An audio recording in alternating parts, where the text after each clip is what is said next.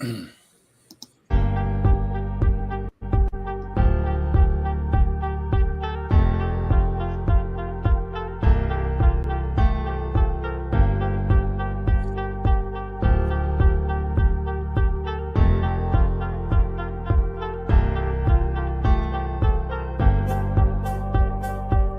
so excited you joined us on today's live stream.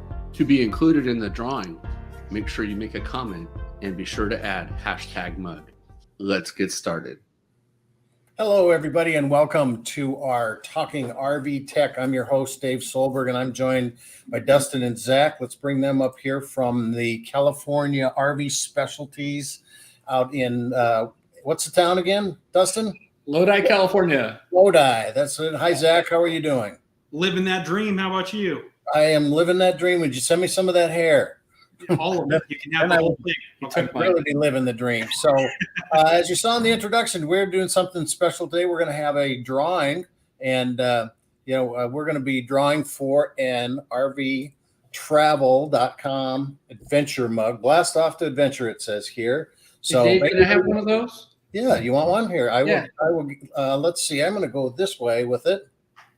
Oh, yeah, there it is. There it is. Practice that. We'll have to practice that later. That'll go a little smoother at some point, I promise you, or maybe.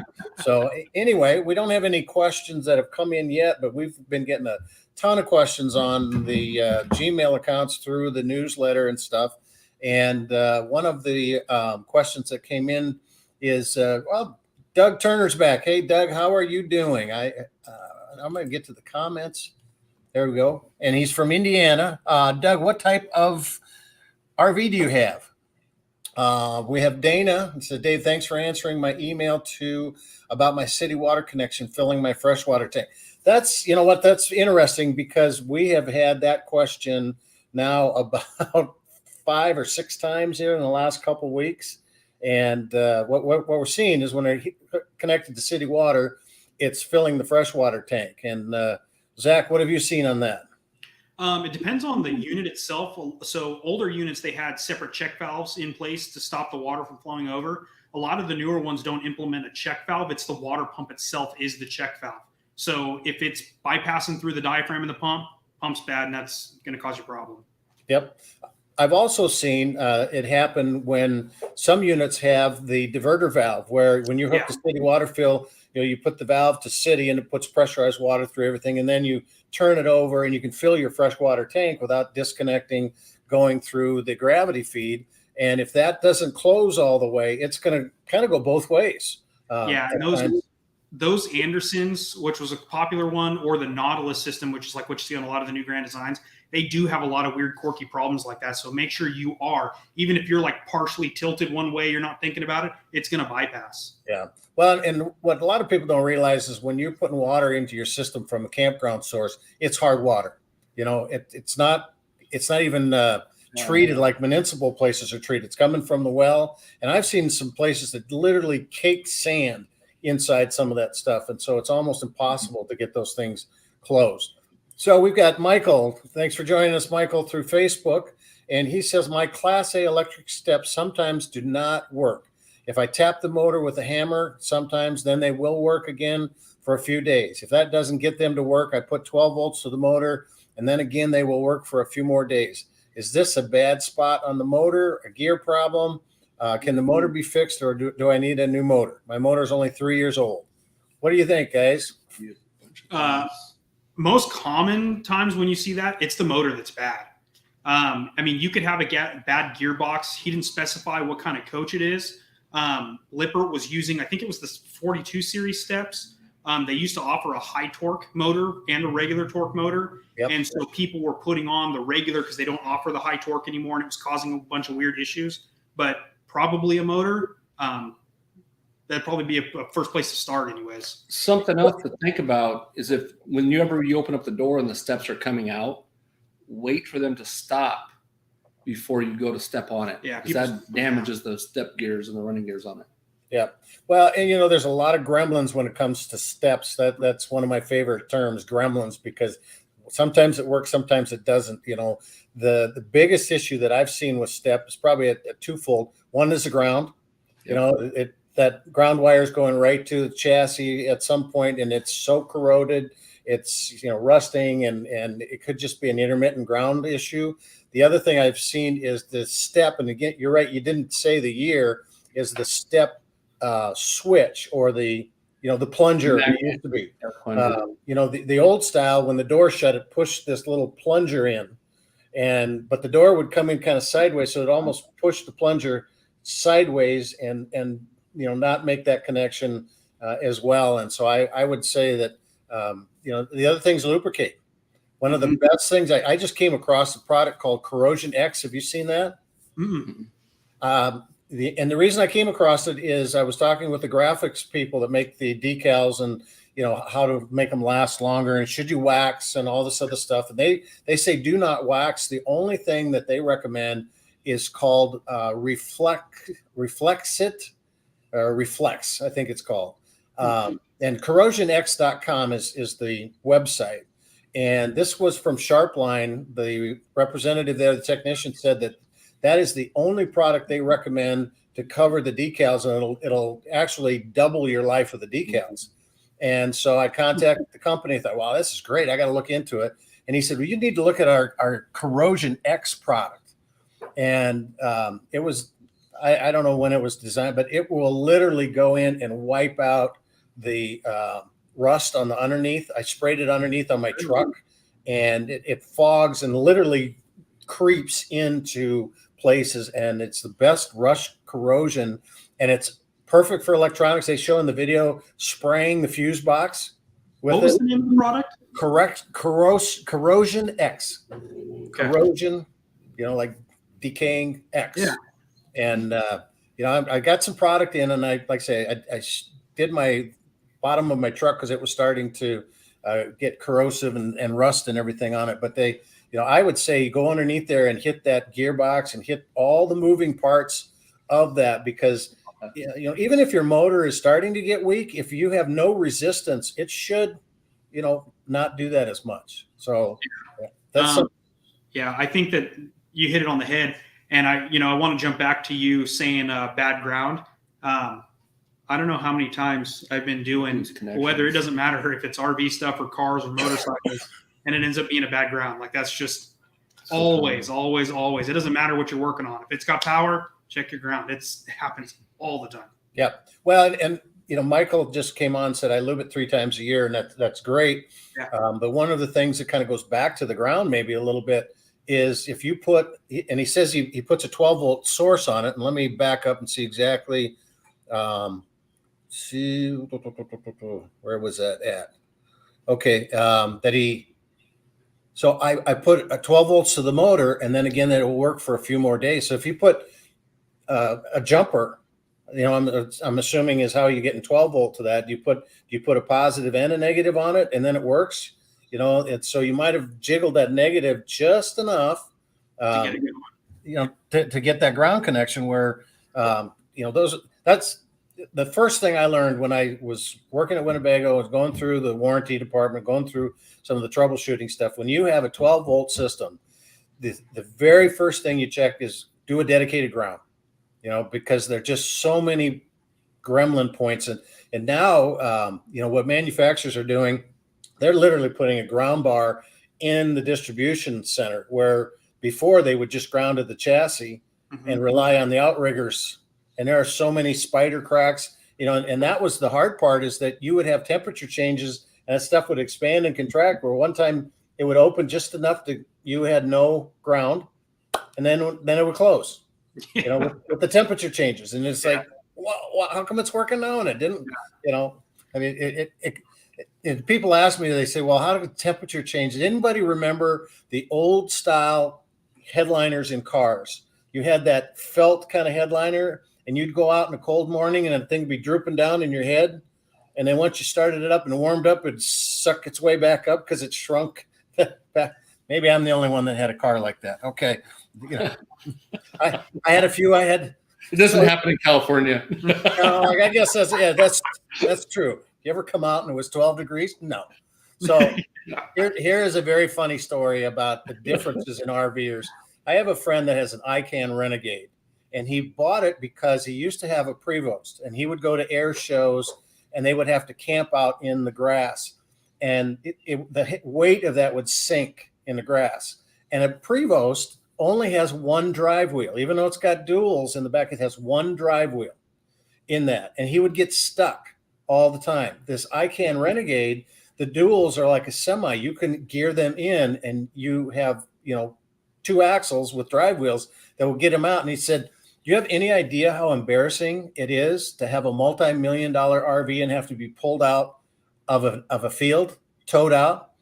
And I looked at him and said, no, I have no idea what it's like. No, not at all. Yeah, I know what it's like to have to start my car, jump in and pop the clutch to get it started. And now that is totally different. So let's go back here. Christina, hey guys, she's from Chandler, Arizona. Appreciate the contact and all you're putting out. Glad to catch you live. Hashtag mug. Good job, Christina. Tag mug. Doug, where's your mug? Where's your mug in there? So Doug says 2005 Monaco 40-foot diesel pusher with 4 slides. We love it, and we'll love to go camping. And Good. Monaco made an absolutely fantastic unit. Wonderful drive. I love those drives. So Dana says, I filter my water and soften it. I'm going to have the dealer install a manual bypass valve. That's great. So Michael has a Bounder, 2002, 36-foot. Hashtag Michael. Okay, let's see. If I place a secondary check valve to proactively prevent the water pump's own check valve, which side of the pump do I place the valve on? Freshwater side or after the water pump? Zach. So you're going to want to, if you look at the check valve, it's going to have an arrow that tells you which way the water's pulling. And basically you want the water to push out the pump into the coach and not push into the pump. So you're going to put it on the city water side of the pump, so the outgoing side of the pump, and you're going to face that arrow so that way it's, like I said, water's pushing out one direction, but not able to come back into the pump. Okay. So then we got Mr. Derek Frederick, I guess. Class A, heater blows, turns on from time to time while the AC are running. Heater is not engaged, just the blower. 30 amp setup with a shed IntelliTech thermostat. Why and what is the fix? It's going to be going into circulation. Well, it depends on the unit, I guess. So a lot of the newer like Dometic Brisk Air 2s and Penguins and stuff like that, they use back in the day, it was your thermostat talk to the furnace, your thermostat talk to the AC, and they don't do that anymore. There's a separate control board in the air conditioner, and the thermostat talks to that, and then that tells everything else what to do. Well, that unit will get confused, and it'll tell them both to come on at the same time. So he's saying he's using an IntelliTech thermostat, so I'm not sure exactly what the reset procedure is there. But on the Dometics, you can either go in and program the fan, or you just do the reset, which is holding the on/mode button and the plus at the same time with the unit off. You'll get 2 lines on the thermostat, and that'll reset it back to factory spec, and it'll get rid of that problem. Yeah, I think maybe in his description here with the shed IntelliTech, I don't think that's a thermostat, IntelliTech, because what a shed IntelliTech would do, it'd be like the energy management system. So he's shedding from one AC to the other. Right. And so, and I don't, most of your Class A furnace manufacturers are going to use their own proprietary thermostat. Dometic has their own, I just went through, and you're exactly right that they have now they're running the control for the furnace up into the air conditioning module board down to the furnace from the thermostat rather than out like, we were traditionally had done in the past. But I would definitely look to see about setting it back, because especially and we don't know what he has for a unit, but if he's got zones, that's now, Doug, you just put a McRib is back, but you didn't put hashtag mug. Maybe we should do hashtag McRib. It's hidden in there. There's the M in McRib and the U in hungry. No hashtag. The pound sign. Okay. Taco Bell's coming back out with the enchilada, Doug. All right. A couple more weeks. We don't have those fancy restaurants out here. We just got the Cow Palace, which is the stockyard. Have you seen issues with the Furrion microwaves? We had 2 fail with the same problem. It stops heating and turning and goes click, click, click, click, and counts down. I've seen some folks change the switch holder on the YouTube, but it wasn't sure to go that route. Grand Destination Gun has sent me a 3rd unit now to try. What have you seen? I haven't seen anything common like that. I know there was a couple that they were having issues with. Yeah, but I have certain run. It wasn't like a specific, like every time I saw this microwave, I saw that problem. So unfortunately, I don't really have. There you go. Hashtag Mike. Mike.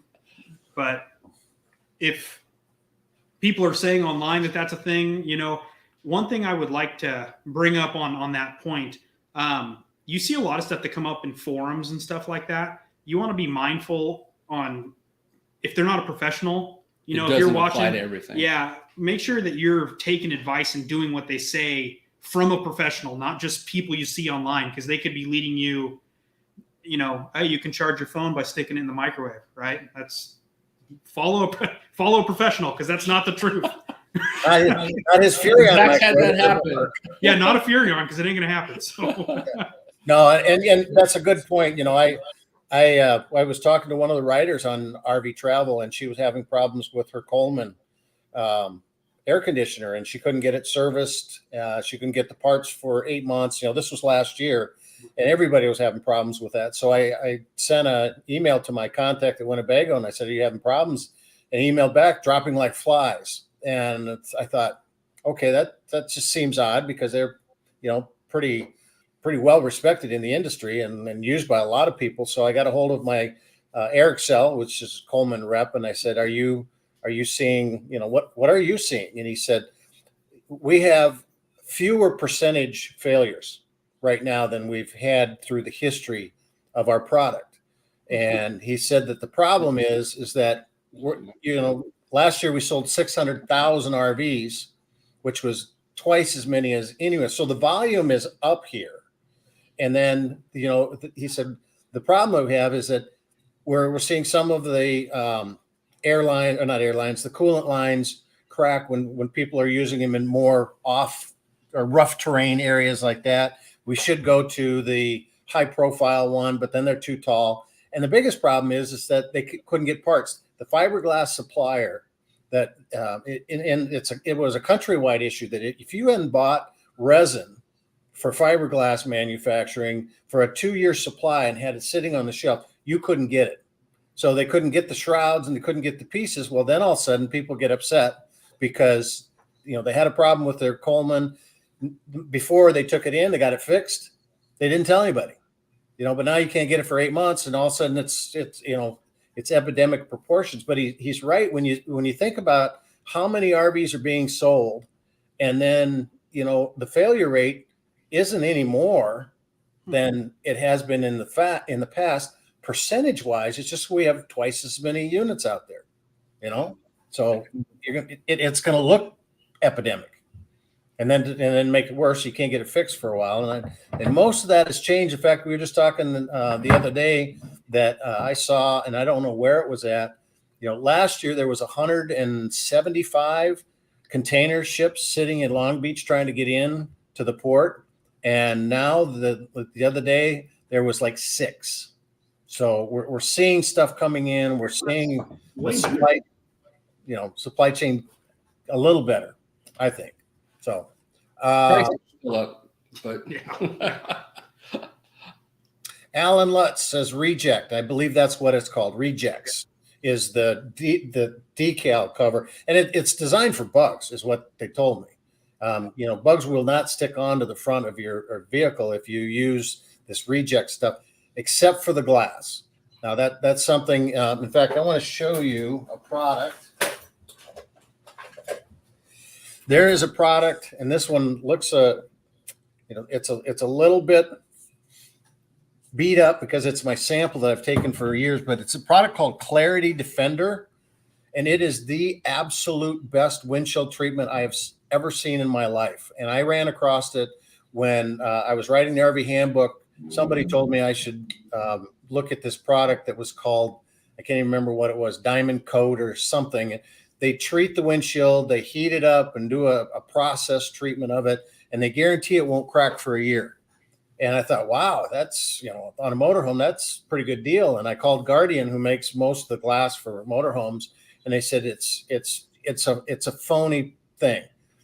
They put this coating on, they charge you $1,500, and then they're hedging the bet that it won't crack. And if it does, they put an $800 windshield in, and guess what? A year later, you got to treat it again.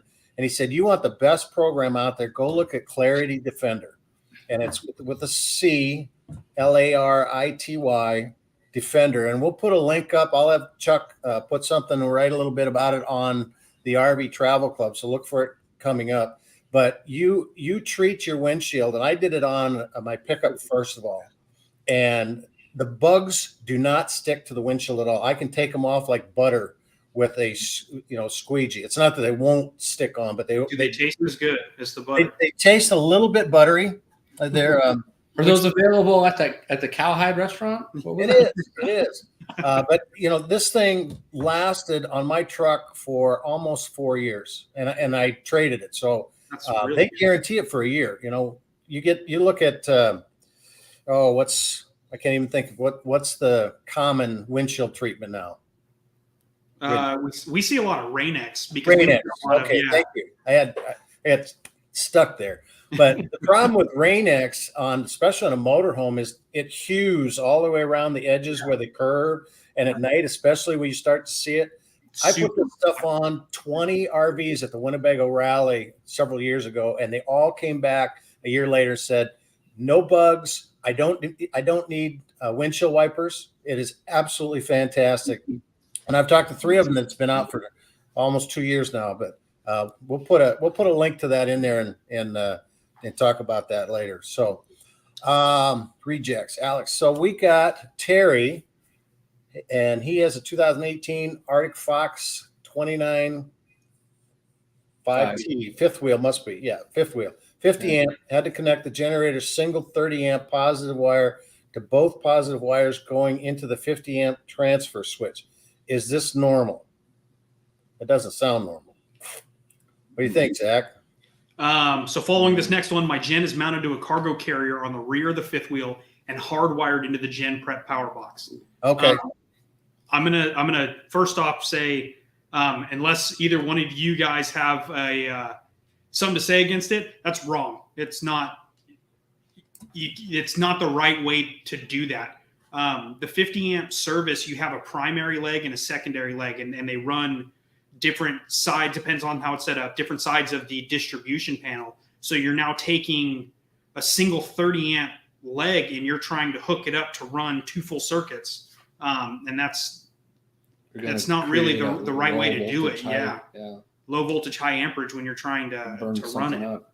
And then if you do something, if you're manipulating the power like that, like let's say you went out and you plugged in at a campground, or you plugged in at a residential house, or anything, you plugged in and you shorted it out, they'll cover it most of the time at their insurance. But if I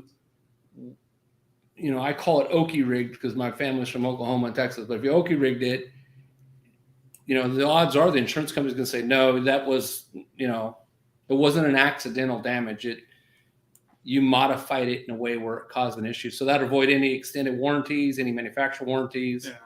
You could have taken, the cord. I know it's a pain in the butt to have to run the cord out or whatever to do it, but you could have just as easily taken the cord, ran it out with a 50 to 30 dog bone adapter, and just plugged it directly into the gen, and then you would have had your power without having to cut and modify and change and do stuff that probably the manufacturer and that generator company don't want you to be doing. Mm-hmm.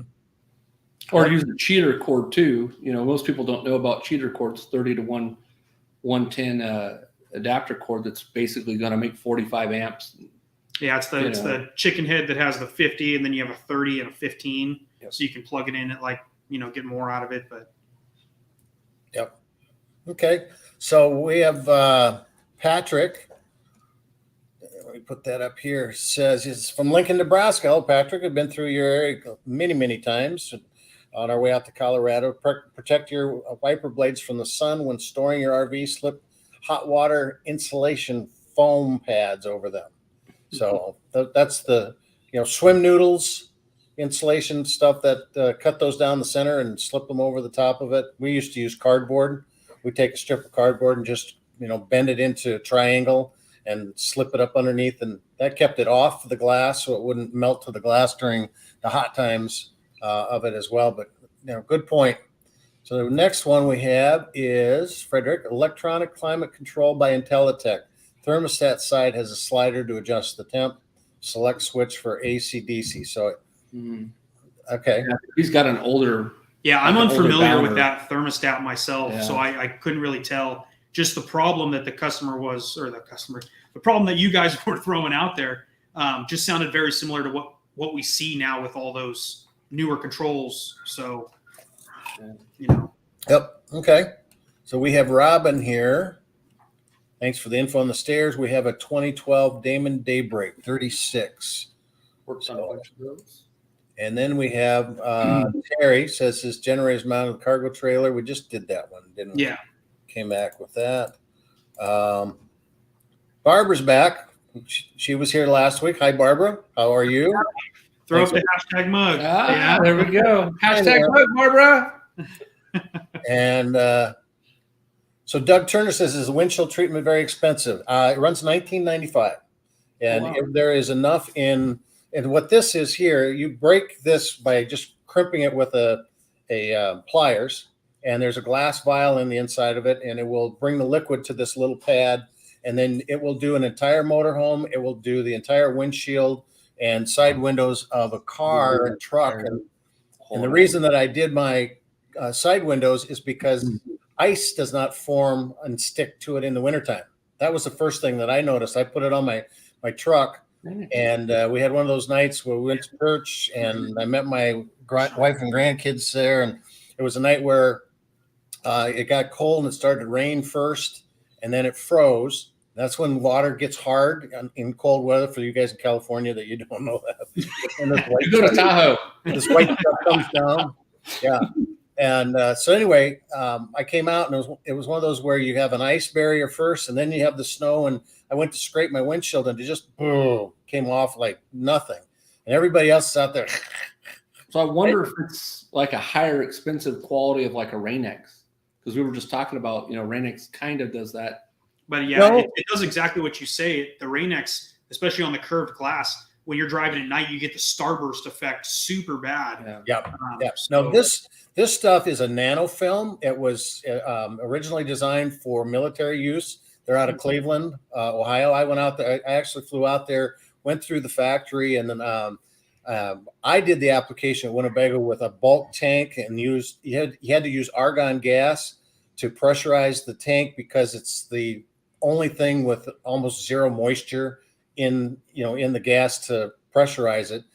And I was hoping to get Winnebago to kind of pitch it out through the dealerships with the bulk application of it, but it was just, there was a lot of issues that trying to get dealers to carry argon and all that stuff. So this was the best, but it actually works with the molecules of the glass.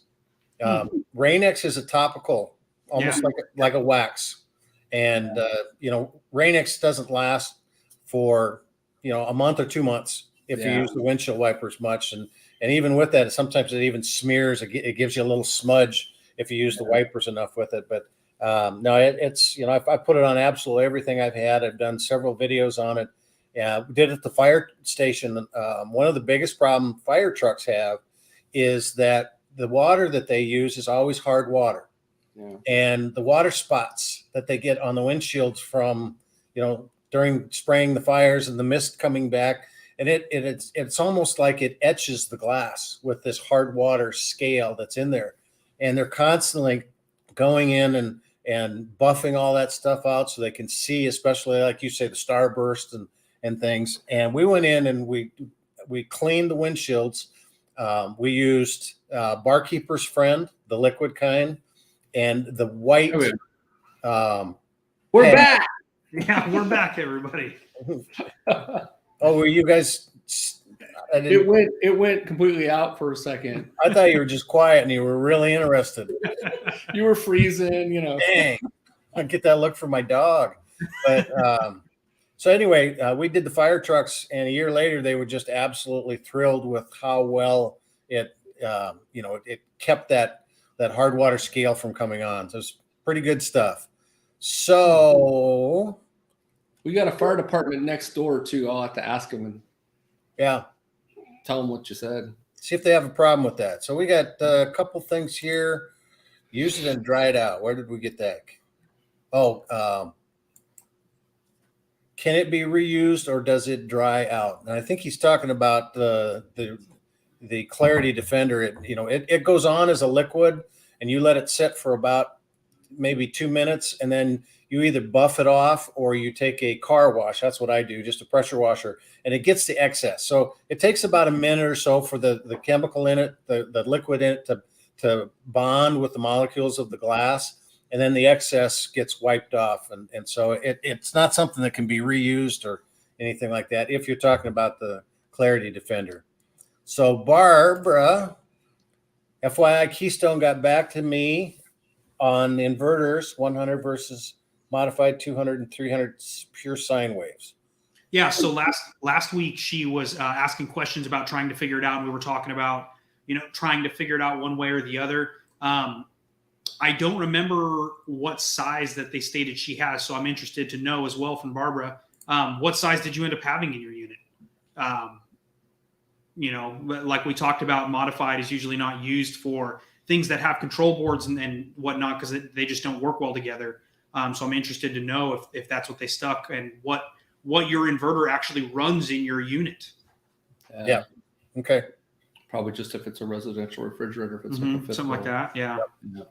Yeah. And we ran into the same thing with this 2015 Thor out here. We wanted to know what was run by this got an 1800 watt inverter in it. And so we just unplugged, we put new lithium batteries in, and then we just went in with the a GFCI tester to find out which outlets. I thought it was kind of weird because it's got a residential refrigerator. It's got a big TV in the living room, slide with the fireplace underneath, which I'm not a big fan of fireplaces in RVs. I think they're light shows with a blower. It's literally what they are. Yeah. But anyway, it did not run the TV inside, which I thought was odd. Yeah, that's weird. It ran the two outlets above, opposite side of the television slide was the love seat, theater seating thing. There's two outlets up above under the cabinets that it ran. And it's like, okay, if you're not running the TV, why those? It did not run the refrigerator. It ran the outside TV and the bedroom TV. That's all the inverter was hooked to. So we actually rewired it to add the residential refrigerator, which I think it had before. Yeah. Because there was some unusual stuff in there, but they had the most god-awful batteries in there that looked like beach balls. And so it never could dry camp with that refrigerator and run off the house batteries. So I think that was the problem, but we put those in and then it worked pretty good. Okay, so we got Terry here. I antiox polish and wash Meguiar's, my fifth wheel, front and rear cap, and it doesn't last a year. What do you recommend?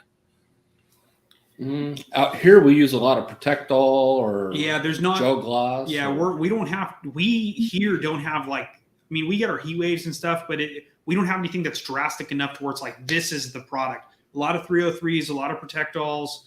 We've actually had a decent amount of luck with Meguiar's products. So as somebody who is blazing the snow, what do you got? Well, one of the things that we got fiberglass, and everybody has a problem with that front cap. That just, especially when you're exposed to the sun with that thing. And I've always told people, just get a cover. If you're going to be sitting out exposed all the time to that thing, get some kind of a cover that you can put over that. When we use the Protectol, I usually tell everybody, apply it, but then go back and add a second coat on the front cap. You know, I mean, it helps the bugs again to come off real easy if you're pulling a travel trailer, fifth wheel, or even a motorhome. So you can always close your eyes too. If you close your eyes and you don't see it, then it's not a problem. You know? It's funny you should say that, because when I worked at Winnebago Inspection, we had a 20-foot rule. Oh, literally, it looks good from 20 feet. You could not see it from 20 feet. It was okay. That's it. Whether it was a defect in the fiberglass or whatever, you know, it was the 20-foot rule, and it's like, oh, that's fine. Check it. There it goes. We get a lot of, well, because like this year we had a lot of new customers that purchased, you know, younger customers, and oh my God, look at this little mark right here, and we would kind of try not to laugh, because we're like, hey, you know, in a year you're going to come back. You're going to have this thing scratched up or dented up or banged up, or it's part of camping. You know, you're going to get your loved ones. You have to have your war stories, you know. And oh yeah, I want my whole coach painted because this one little mark, and you're like, no. Yeah. Well, I got this store sitting outside here that you know, he was so concerned last year when we worked on it a little bit about the, you know, paint chip here or there, and he brought it up here just about a month ago and do some more stuff on it. And he says, well, I'm not so worried about that paint chip. I said, really? Why is that? He goes, well, look at the front quarter panel. I walked around over the other side, and here in front of the tire, that quarter panel that comes down on the side, and this is a gas pusher model, or not pusher, gas model on a Ford. And he had hit the post that gives you the marking for your campsite. There's always a post right in the front that you clip your little, I just registered, I paid, I'm in site 23. And his wife was out in the back helping him back up, and he just bang, and the whole thing is cracked, and the trim is pulled apart. And he goes, I'm not so worried about that chip anymore. Yeah, that's part of it. That's good. But one thing, Terry, you can do is, and I know I've done a lot of research on the fiberglass. Crane Chemlite, you know, does most of the fiberglass stuff on the sidewalls. The roof cap you have is I'm pretty sure on that fifth wheel it's going to be, you know, the what do they call it? Either a chop gun type done in a mold where you. Yeah, it's a hard cap. It's not the soft Phylon material. Exactly. It's the hard shot in. It's either chopped or layered fiberglass mats and chopped in pieces with the resin that goes in it. And then you have a clear coat that's on that outside. And so you got a color and a clear.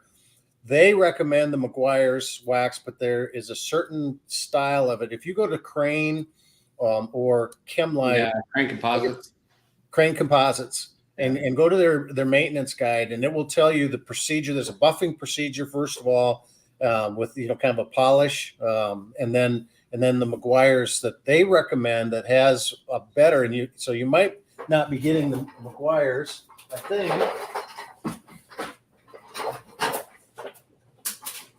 They want the one with Carnauba Plus.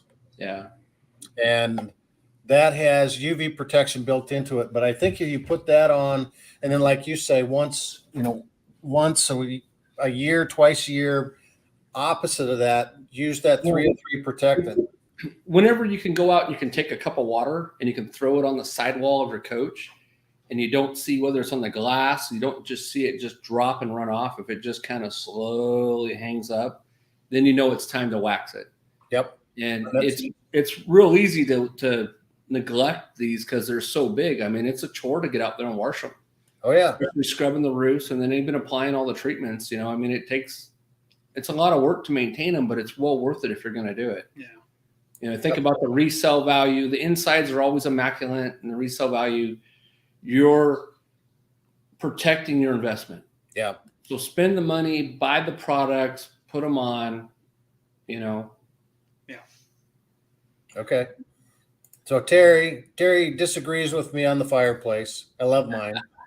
And that, you know, that's the Ford Chevy discussion, I guess, all the time. And some people like it and some people don't.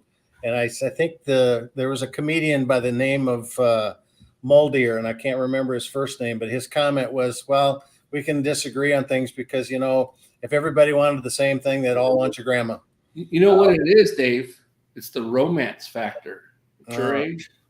Yeah. I love fireplaces when they're real.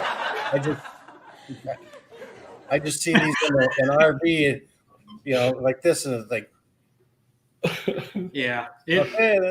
Some people love them. Some people don't. Sometimes if the coach is small enough, they do put out enough heat, but a lot of times they're in a larger fifth wheel or something like that, and they don't really put out that much. So I said to get you back for last week about the hair. Oh, that's all right. Yeah. No, everybody likes different stuff, and it brings up a good point on what we've had in discussions within RV travel is what is RVing?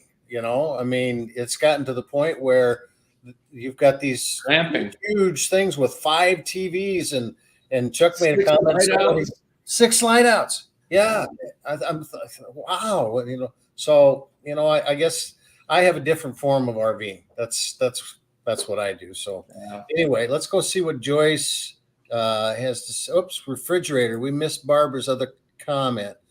No, I'm going to back up one more here. Terry did it. Somebody from LA too that said hi. Does it dry out in the applicator? You've got about 15 minutes before it will dry out in the applicator, because it doesn't just gush out of that thing. It just kind of keeps saturating it.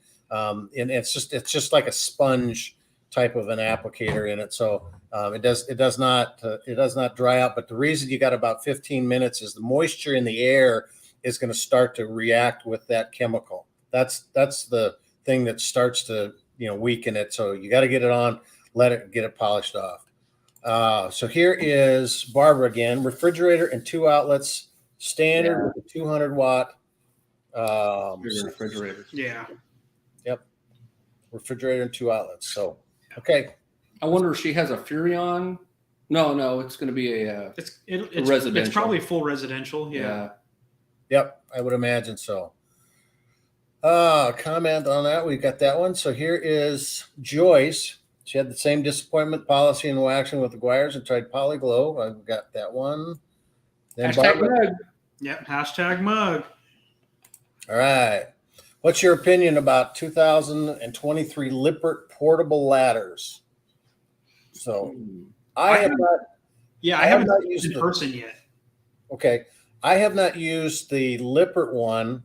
I do not remember the make of it, but I did get a chance to use one of the telescoping ladders at the Grand National Rally this year at Winnebago. I swapped out a Traveler, the dish, satellite dish on the top. He had a DirecTV LNB and reflector, and we put a dish LNB and reflector on his Traveler, Winegard Traveler. And he had no ladder on the back. So it was a Meridian diesel pusher.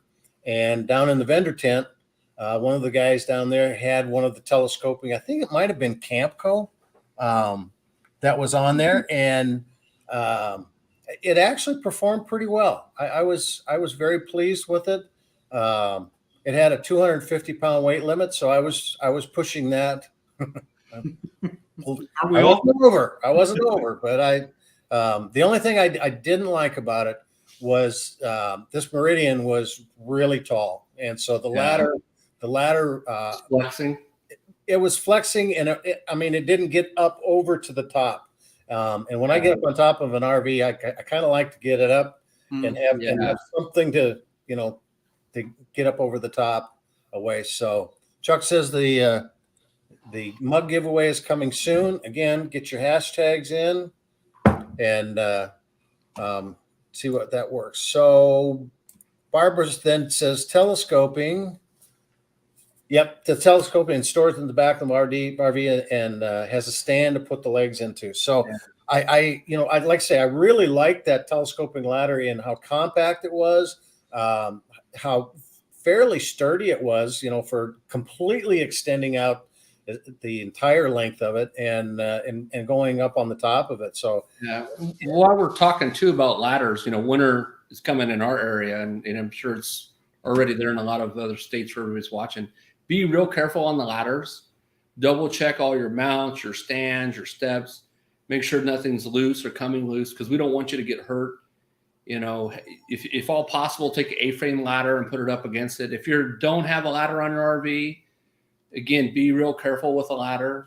Even those expandable telescoping ladders, those kind of worry me myself. But just you're getting up there, and like you said, it's not up high enough where you're having something you can grab onto. Yeah. And you got to be careful once you're on the roof too. That is coming something that I have personally slid off a roof and fell to the ground, and I was much younger and I bounced a lot better back then. Yeah, I've broke about 50 ladders. Yeah. Over the years, just because of the screws. Most of the time they'll have one screw in the feet. So if you start to feel that they're walking, be real careful because the screws will rust internally and you won't be able to see it.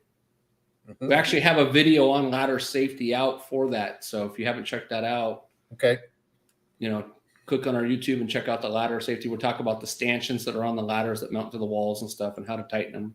Yep. So Michael says I don't have a hashtag tag. We're going to call you hashtag Mike. That's a good one. And then he also says, do we go camping much? Or do you not camp? And you guys go camping much? Yep. So when we're not working first. Yep. Yeah. I unfortunately I don't have the luxury of owning a unit. I very much would like to. But Dustin and I, this is a full shop. We're doing this in the shop office. We run a full-time business, so I don't have the time, unfortunately, to go out and do it. I do take my family tent camping when we have the chance, but that's about it, as much as I can do. Yeah. Well, and we've run every type of RV. We just recently started new funding. We're going to start a new funding so you guys can buy Zach a camper. We're call it hashtag Zach's camper. Here and there, and I'll build it. I'll just slowly build it, and then it'll just be. When we do go, it's like Johnny Cash's. Yeah. Zach's going to build it one piece at a time. Yes. So when we do go camping, it's like he's saying, it's like a weekend. It's like we left work half a day early on Friday, or maybe Thursday night. We've already got it set up and ready to go so that we leave it up there, come to work, go take off and go, and then come back by Sunday, because we're usually here anywhere 50 to 60 hours a week, and then not counting what we're doing, on media and stuff like that. So, how about you? My camping experience has you want to pick us up and take us camping? Gone all the way. We are ready to go with Michael, but his steps don't work, so we won't be able to get in. No, when I was young, we're out camping. Yeah, we had 4 boys in our family, and my dad. We were kind of moderate income, average, I'd say. We didn't own a camper. We went to every camping show we could possibly go through, and my dad would drag us through all the stuff, and we'd get to see the wrestling bear and the fast shooters and all that kind of stuff, but we never bought one. But 4 times a year we would rent a camper, and one was a trip to Colorado where my aunt and uncle was at, and we would go out there and camp up in Rocky Mountain National Park and down to Colorado Springs and Royal Gorge and stuff. Another one was a one trip somewhere in the United States right towards the end of fall before school started. And we went to Montana. We went to Washington, D.C., New York City. That was a 2-week trip. And then a short, 4th of July, we'd do a week stuff. Then after I graduated from college, I started working at Winnebago, and I spent 5 years on the road, traveling, training dealers, living in an RV. And it was funny because I would come back home, and I met my wife and her 2 kids from previous marriage. And my friends would go, "Hey, let's go camping." I'm like, I just spent 8 weeks in an RV. So we would, for about 10 years, we would camp. We'd take one trip to Colorado because my wife's parents were from there. They passed away. But then also we take the girls out, and there are times we would take 10 people out there with us. And we did have 10 spots in that RV that would hold seat belts in that, and camping locally. I don't camp as much now as I had in the past, and it's a lot because of what you guys say. You're working all the time. I'm traveling all over the place. Luckily, like I had an uncle, Chris, and we would go camping, and he was a diehard. So I mean, he would go 3-4 weeks at a time, and then commute back and forth to work. So we would go and there's a place that's called Spring Gap. It's up by Strawberry up in our area, and Fraser Flats and some other places. And we would go up there and go camping and stay there for a month on end. Yep. But we would still get up, and somebody would stay there, and we would rent, like you're saying, we'd have 4 or 5 spots. Yep. and just go up there and have a great time. I still once in a while, it's since the shows hadn't been going, but I stayed in a camper in a couple of the shows that were so far away from the hotel areas that they just put a camper up and we stayed there, especially out in California. So Dana says our 2022 Crossroads Sunset Trail did not come with a ladder on the roof. I've heard because there is a ladder shortage. I've heard so people won't walk on the roof. What do you guys think? So what I've been seeing lately on some of the newer units, they've been not putting ladders on there. And when we called in to question them, like, hey, is there the mounting surface to install the ladder? They said no. Some of them were getting away from putting ladders on them because of liability reasons, because they were having owners that were falling. Yeah, that used to be the rule of thumb was like, hey, if it didn't have a ladder, it wasn't a walkable roof. Yeah, right. And a walkable roof is a relative term, right? Right.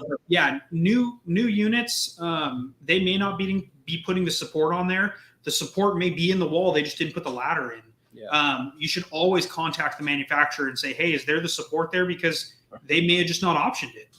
Yeah. Doug just offered to give you guys a free camping trip. Yeah. When he needs them. Yeah, that's all right. We'll fix it. Come pick you up. So Chuck just private messaged me and said that this would be a very good time to do our mug giveaway. So if we've got something queued up for that, I guess there's just a little button that we do a random. This feature actually gives us the ability to do a random of everybody that came in. Oh, that's cool. Joke's on you guys. It's for me. Oh, hey, Terry wins. All right. So I think what we need to do is, Terry, just go on the website and download the mug. No, let's see if we have Once My Rig Needs Made. We got one more here. Barbara's got it in there. Thought maybe if she typed it in while it was scrolling, that would do that. So if Terry would email Chuck at this email address here, and I believe he just needs to give him your mailing information, contact information, so that we can get that out there, and then you'll get a mug. And so every week, make sure you join us. We were looking and plus, I tell you what, this is a good opportunity. Use the email Chuck at rvtravel.com if you have ideas on how to grow this content that you would want to talk about. We've had this discussion that, I think it was kind of ironic. The other day we had kind of a write-up about one of the episodes, and we got 15,000 views on the write-up. And it's like, okay, where are those people when we want them to come in and join us here and get some information? But we'd like to expand this. Any ideas that you'd have, we do have it out. Dustin's got several Facebook out there, and make sure you read the newsletter. Make sure if you got, and Chuck is doing Saturday mornings at 10 o'clock. Congratulations, Terry. He is doing his own, we call it a rant, because he's getting senile in the RV industry. Just babbling. Just babbling. Poor Emily. Poor Emily. Over and over again. But anyway, where are we at? We got one more here. Oh, and Michael, thank you for your time. It's a pleasure doing this. I get such a kick out of getting the questions and being able to help something. People do stuff because I see there's so many things that are just not familiar with what we do on a day-to-day basis in our house. And, there's maintenance and there's troubleshooting and there's things that we can do to help with that type of stuff. We have no more questions. Anybody, California? Oops, there we go. So Dustin, how'd you type that in so fast, Dustin? It's magic. That's that is magic. Bearded magic. All right. Who else we got here? And here's Chuck. Back on. Okay, hey, so can you hear me? I can hear you. Well, hey, hi there, guys. Any of you that are going down California on Highway 99, which is the old main route, or Interstate 5, Dustin is in Lodi, which is off Highway 99. What is it? Just a couple minutes. Yeah. And then off 5, not much longer. Stop by and see him. He's got a great parts store there, and I'm sure he'd be happy to see you. So we're also the capital of Zinfandel wines. Yeah. And then A&W root beer was invented here in Lodi. Yeah, and I think the first A&W was in Lodi. where? Sacramento. Sacramento was the second. No, one. it was here. Yep. Oh, was it? Yeah. In 1919. Yep. So you can come see the plaque downtown, and there's all kinds of fun stuff to do around here. If you guys are ever up traveling, just stop by and say hi. It doesn't matter if you're coming in doing work or lots of places to taste wine down there. I mean, that is driving down 99. The wineries, Napa, right down vineyards. I'd like to invite anybody that's driving through Iowa. That's where I'm from. Pick up Dave. If anybody's driving through Iowa, would you please throw out some of your used appliances so there's something to look at on the side of the road? Well, Lodi has wine tasting, but you guys have great corn tasting. We have cow tipping. Oh, Yeah. And that is a thing. If you don't know it, at night cows you got the mud patties. sleep standing up, and so one of the activities that young boys and girls do for fun is they go out at night and you go up and you tip. You can literally tip a cow over that is sleeping, and you just want to make sure it's not a bull. Is that where they get the McRib from? I think so. It comes with whiskey. We'll pour it in there for you and send it to you. That's right. It's not good whiskey though. We're on a just budget. Make sure who was the winner. Who was the winner? Terry. I think. Yeah, Terry. Be sure and write to me. Just give me your address and your phone number. I need that for. I might need it for shipping. The UPS or whatever needs it. I'm not sure, but we'll get that out to you. And coffee taste. I'm telling you, you've never tasted coffee so good, and until you have it in this mug, it's the best. Okay. All right, I'm getting out of here. Are we about finished? Out of this world. Somebody, Mike, just said, have you heard the USA is down to a 25-day supply of diesel? And I have not heard that. We just talked to one of our, it's a customer, but they do gas and diesel oil supplies and all. It's Scoots Oil here in Lodi, California. He said that that's not really the truth. He said that they've been, showing up with a truck and it's, hey, we're almost out, and then they'll wait a day or two and then show up with another truck and they keep up and down the price. I wouldn't believe that for one. That's clickbait.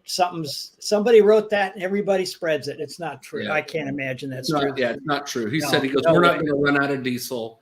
No. So we're not going to run out of gas either. So no. Well, and one of the things you have been seeing here in the last, I don't know. But our gas has been up there. I mean, we've had as high as $6 here in Lodi. Over $6. Yeah. Well, ours is floating. We're $3.59 for. Can you put that in a gallon or put that in the cup and send that to us? Yeah. Yeah. We even went up down. We have E85 at a couple places that are $2.59 a gallon. I wish. But I found the E85 in my truck. I get about 4 to 5 miles a gallon less. With the E85. So the difference, if it's $1 a gallon, but one of the things that you got to realize right now, you got the midterms coming up, and these guys will do absolutely anything to sway. There's only 25 days, yes, and that's so and so's problem. So you should vote this way, and there is so much slamming going on at the midterm time here, and so many lies. And Chuck and I have talked about this many, many times, is that, you see when you get on the news, they can put almost anything they want, any type of opinion, any falsehood, and almost prove it with just enough little, sidebars to say, oh, wow. So I wouldn't believe any of that stuff till you actually run out. And I would bet after midterms, you won't.